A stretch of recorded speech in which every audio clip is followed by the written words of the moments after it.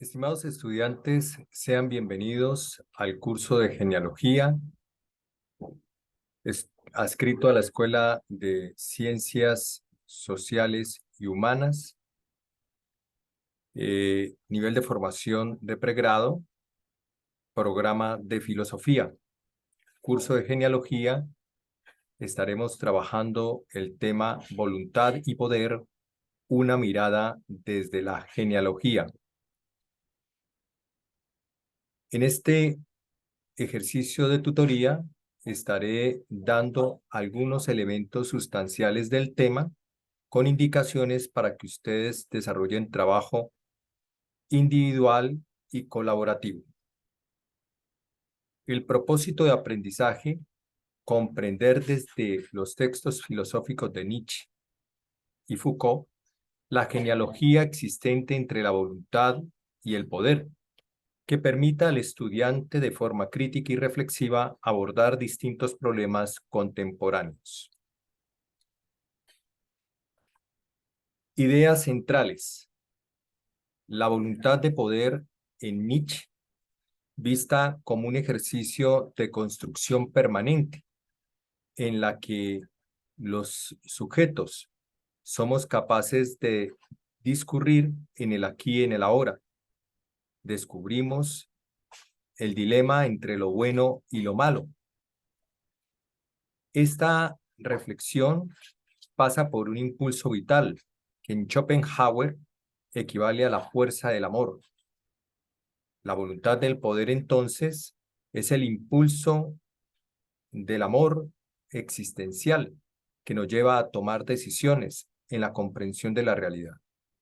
Y una segunda mirada, la de Michel Foucault, que tiene que ver con una comprensión de la voluntad desde la aceptación de la norma, una coexistencia que nos lleva a descubrir que regulamos comportamientos para vivir comunitariamente.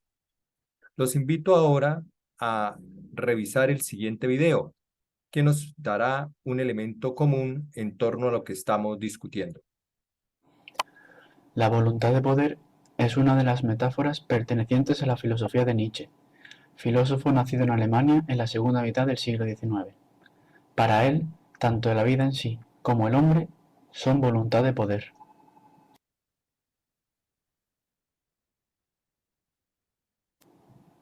Este concepto es el resultado de una adaptación de La voluntad de vivir, de Schopenhauer, gran influyente en la filosofía de Nietzsche. Esta voluntad aspiraba y se contentaba con la supervivencia, es decir, su única finalidad era que la vida continuase.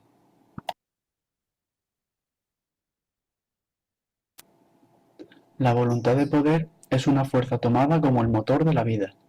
Siempre aspira a un mayor desarrollo y perfección. Busca superar toda limitación personal. Hace al hombre lograr sus objetivos y alcanzar sus metas.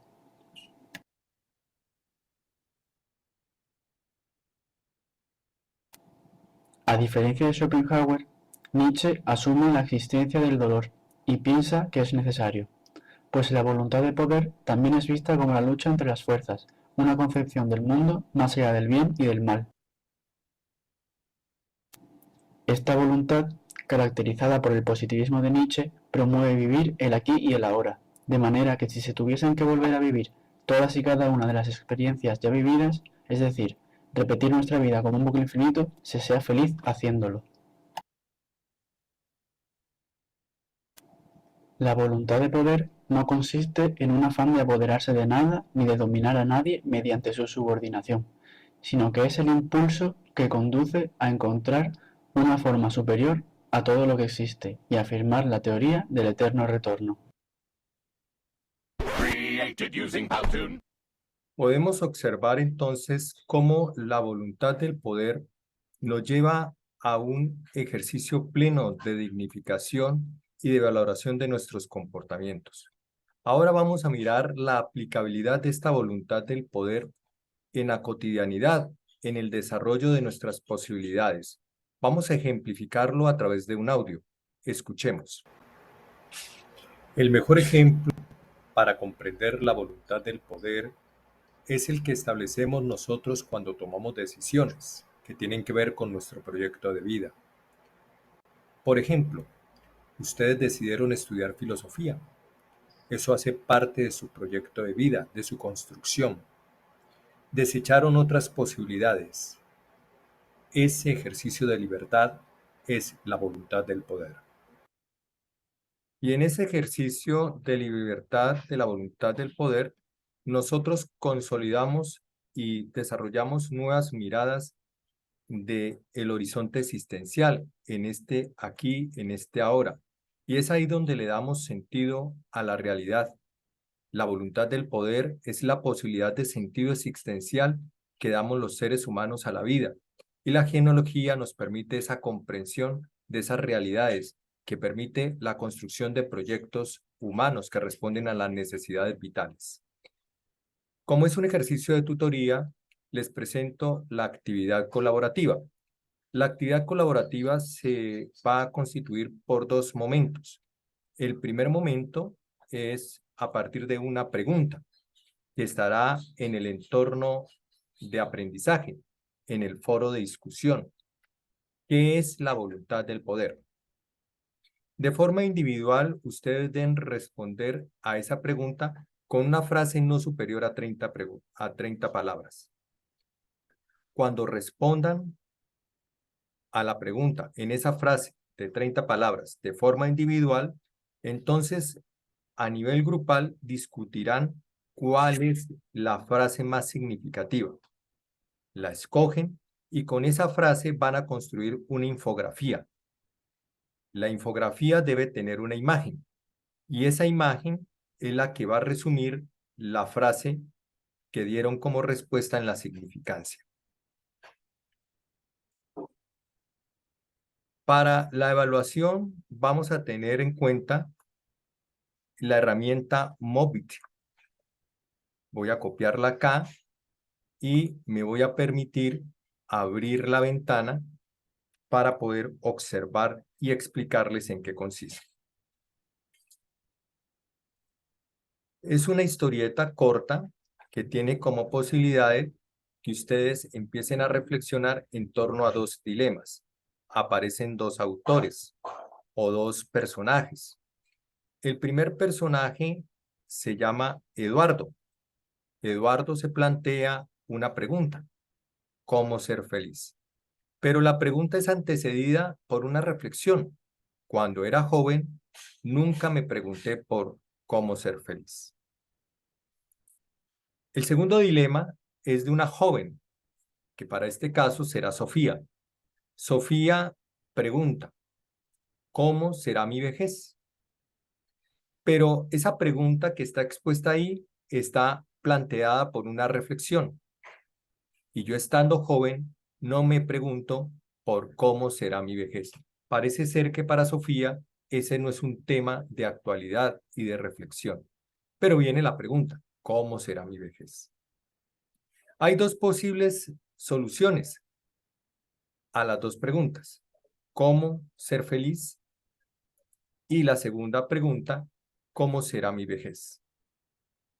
Ustedes deben escoger, piense al interrogante de Eduardo o de Sofía, y con él elaborar una historieta para responder. ¿Cómo lo van a hacer? De forma individual, lo van a construir, lo van a elaborar y lo van a subir de forma individual al entorno de evaluación. Aquí no hay preguntas correctas, respuestas correctas. Lo que hay es un ejercicio de reflexión en torno a la toma de decisiones, y eso es la voluntad de poder. Es una constante toma de decisiones, y lo que hace la genealogía es que nosotros establezcamos esa comprensión de la realidad para tener la mejor respuesta frente a ese dilema o esa decisión que hay que tomar.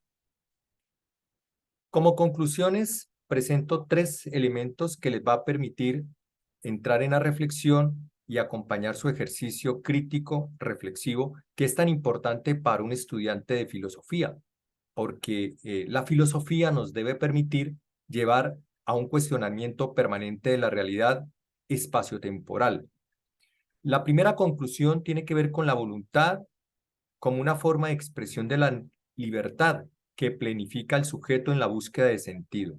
Entonces podríamos decir que la voluntad de poder es una búsqueda de sentido en el aquí, en el ahora. ¿Y dónde se da esa búsqueda de sentido? En la toma de decisiones.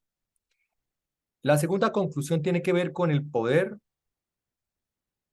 termina subyugando o doblegando la voluntad, subordinando la libertad del sujeto. Y esto lógicamente golpea el sentido de vida, porque cuando las personas tienen que tomar decisiones, pero están mediadas por una dominación que subyuga su libertad, su capacidad de decisión, pues la vida se complejiza. Y el tercer elemento conclusivo tiene que ver con la genealogía, que brinda los elementos para la comprensión histórica de la realidad. Esto permite al sujeto una relación entre lo que puede y debe hacer en el ejercicio de la voluntad, un elemento fundamental. Aquí aparecen las referencias bibliográficas que ustedes podrán encontrar en el entorno de aprendizaje y allí ustedes podrán acudir a las mismas para poder desarrollar todo el ejercicio reflexivo. Finalmente, se van a encontrar con un elemento sustancial de reflexión que es el que tiene que llevar al filósofo a desarrollar capacidades desde la comprensión de textos y contextos que le permitan responder a los desafíos y a las determinantes de las exigencias del mundo actual, en una realidad altamente contrapuesta en situaciones antagónicas, paz, guerra, libertad, esclavitud, son elementos que empiezan a discurrir el sentido social de la genealogía y la relación con la voluntad del poder. Quiero agradecerles por la atención prestada. Nos estaremos viendo en el entorno de aprendizaje, en el foro de discusión, donde estaremos en constante interacción. Muchas gracias.